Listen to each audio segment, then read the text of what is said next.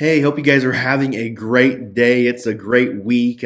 On Sunday, we started a new series, "Elephant in the Room," and that was a challenging service. That was a challenging message, and it was challenging to speak it. But man, I feel the Lord is really using it, and that the Lord has something that He wants to say to us about our sexuality. And man, I hope you're looking at these devotionals. You're reading them every day. You're listening to them every day.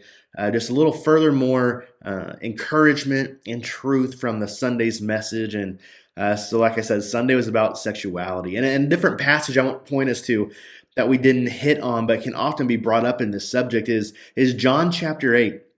And in John chapter 8, it says that Jesus went up to the Mount of Olives. And it says, at dawn, in verse 2, he appeared again in the temple courts, where all the people gathered around him, and he sat down to teach them. The teachers of the law and the Pharisees, they brought in a woman who was caught in adultery. They made her stand before the group and said to Jesus, "Teacher, this woman was caught in the act of adultery. In the law, Moses commanded us to stone such a woman. Now, what do you say?" They're using this question as a trap in order to have a basis for accusing him. But Jesus bent down and started to write on the ground with his finger. When they kept on questioning him, he straightened up and said to them, "Let any one of you who is without sin be the first to throw a stone at her." Again he stooped down and wrote on the ground.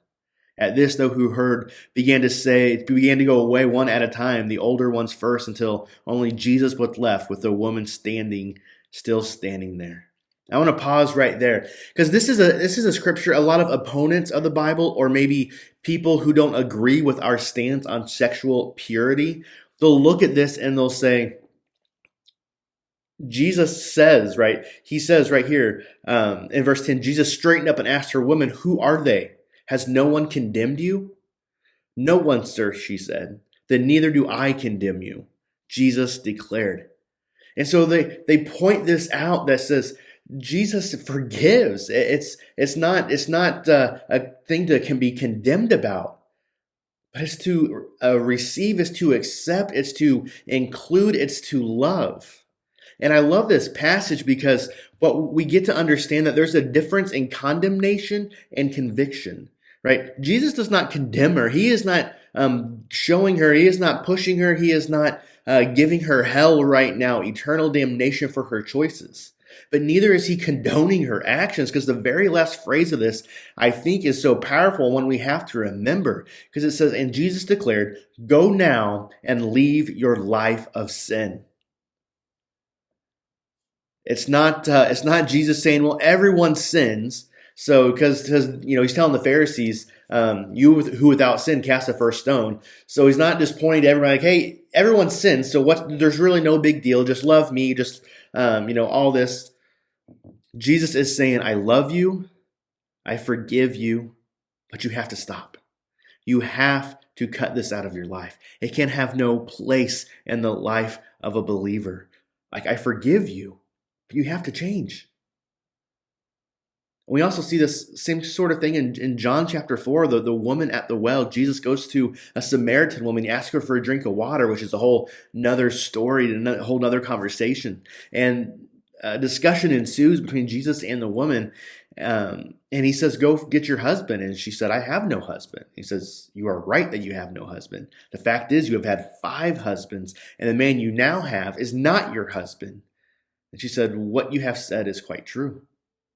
And now, right there, we don't see Jesus specifically saying, "Go and leave that." But when you read the context, when you read, you get the sense that that is exactly what is happening. Like, you see her guilt. You see her saying, "Yeah, I have done that. You're right." And you see the conviction that Jesus is giving to her. And I think we have to look at our lives, not just with the big things, not just maybe with adultery, not so much with just homosexuality or all these other big things that are in our culture that we might view as big things, but even with the small things, the looking at stuff, where our eyes go, that's where our mind is going to go too. So what we're looking at, what we're seeing, Jesus is pushing us to sexual purity. If you were to honestly look at your life, what are some steps to make that happen? What is something that can help you in that area if you struggle with it? And maybe you don't, but a lot of people do. And Jesus is calling us out, not to condemn us, but to convict us. And that conviction points us to him, brings us closer together. And I pray you have a great week. Read John chapter 4, read John chapter 8, and see what the Lord has for you. Have a great day. Be blessed.